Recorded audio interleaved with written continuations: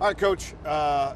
There's no column in NFL standings for moral victories. I get that. You said it. Sam Howell has said it. But you certainly, after a game like that, as close as you were, have to glean something about your squad in the way that this game was never over. Well, I think the big thing about it is you talk about their grit, the way they played. You know, the first two games we played this year, we had to come back to a degree. This game was a game that we had to fight to stay in. And I loved the fight. I really did. I mean, it's a game where we bounced back from a not very good showing against Buffalo, another top team in this league. And then we took one of the elites, one of the two Super Bowl contenders from last year, and we took them to overtime. So, yeah, we'll find something from that. Right. But I think what it really does show is just, you know, how resilient we are. Our quarterback's a very resilient young man. You're down, or you're up 10 at half. They came out, kind of punched you guys in the mouth, and then you responded. You just talked about your quarterback. I mean, the previous week he threw 4 picks. He was on his back an awful lot. He was under pressure again on Sunday, but seemed to make a lot of really smart decisions. Made a lot of good decisions. He really did, and that was probably the biggest thing that really showed his consistency in his play. I think he's taking his development to another level now, and as he continues to grow, I think our offense will continue to grow. You know, we're relying on a lot of young guys to step up and play big for us, and they have. They're going to have their moments, and they're going to have their setbacks. You guys were that far away? Yep. Terry McLaurin's toe? Yep. Still debatable, but gotta have definitive. I mean, I know what look. We cover the game, right? We are objective observers as best as we can. You're on the sideline. It's that final series. Yep. You have to have a score. And Sam Howell to Jahan Dotson, end of game. What are you going through at that point? We're going to get ourselves into position to win the game is what we're trying to do. And we score, we kick the extra point, and then we get the coin toss, we win the coin toss, and we're going to try and win a football game there.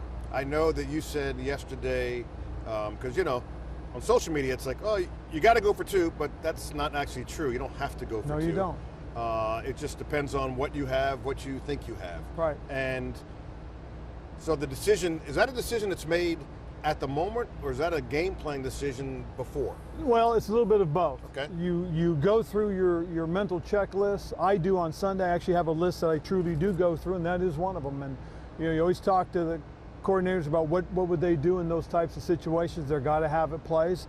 And sometimes you feel good about the momentum, you feel good about where you are, or sometimes you're worried, you're concerned because you just came off of a long drive, and you want to be at your best. I mean, it's great because now we're talking hindsight, right, which is 2020, and which so I don't have, by the way. Which is, you know, what I think everybody needs to understand. We did what we did. We had a chance to win, and that's all you can ask. Yeah. If you had said it, your guys were gassed. The argument is if you've now given your guys another possession instead of just one play. Yep. How do you characterize that? Well, just because we had a break. Right. There's a few minutes between. The guys got a chance to get catch their breath. But again, like I said, it's hindsight. Yeah. I mean, if we'd gone for 2 and we didn't score, then I'm catching hell for why would you go for 2? Your guys were gassed. No question. Or, you know, they rotate their guys a lot, and you have the same 11 out there. I mean, you can't win, so I'm not going to debate it. Right. Football is a great learning process. Your rookie, Emmanuel Forbes, look, he's done some really good things, but he is a rookie. Yes. A.J. Brown kind of exposed him a little bit from my side of it. And you have a short week to get ready. How do you did it with Sam Howell. He was a lot better protecting the ball from last week to this week. How do you get to Emmanuel Forbes and say, it's all right, dude, look, the veteran got the better of you this time? Yep. Well, he and I had that conversation already. Okay. And that was basically my message is, hey, you're going to come up against veteran guys all year. How are you going to handle them? That's something you've got to figure out. But I do know he will be smarter, he will be better, he'll be more prepared. Now he's had that kind of game. I mean, everybody has that. Yeah. And as he goes through this growth process, he's going to take his lumps. But I like where the team is because we're counting on a lot of young guys. We've got some good veterans and some good spots on this team, but we also have some young guys at some critical areas, and we're depending on them. Let's go behind the scenes for a little bit. NFL season, you guys are on a tight schedule, right? Everything's regimented. You got a Thursday night game. What happens, what do you guys do for this week? Because it is different. We're talking to you on a Monday, earlier than we normally do. Yep. And you're playing 4 days earlier than you normally do. What do you guys go through? Well, I think everything's been hurried up for the most part. I know last week, as the week was ending, some of our coaches that have to prepare stuff for this week had already done that. So I know when we all got here early Monday morning, this morning, things were in place and we were starting to work on it. We've already had meetings as far as those things are concerned. We have prepared a walkthrough practice for our guys. I mean, call it a practice, it's a walkthrough. Right. So when they get in, we're going to meet.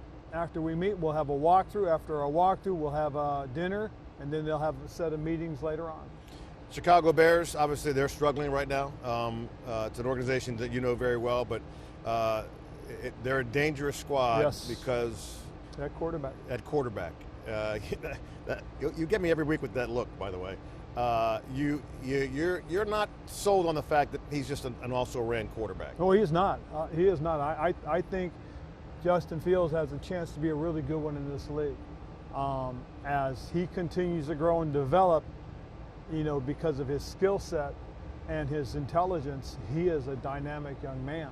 He gave us hell last year, okay? And so we're not going to take him lightly. I'm going to make sure we're aware of that. He is really I think a young man that can be successful. I know you'd rather be 3-1 right now. Yep. But what is Ron Rivera's outlook on your squad right now? It's positive. It really is. I mean, when you have a week like we did against Buffalo and you come back and you play the way you did to give yourself a chance, there's growth and there's development. And that's what we're seeing. Now, could we have played better? Hell yes. But I think what we've done is we've shown ourselves that we are capable. And that you can use and you can bank it. And Thursday night at home should be a wild scene. Yes, it should be. And one thing we can't do is we can't take this opponent very lightly, because they got a lot of pride too. I mean, there's a lot of history and tradition in Chicago, and I promise you, they're going to use that. What's your favorite meal in Chicago? Take a choice. I love going to Lou Malnati's. It's one of my favorite deep dish places, pizza, or Portillo's, one of my favorite hot dog joints. Hot dog or pizza, not a steak.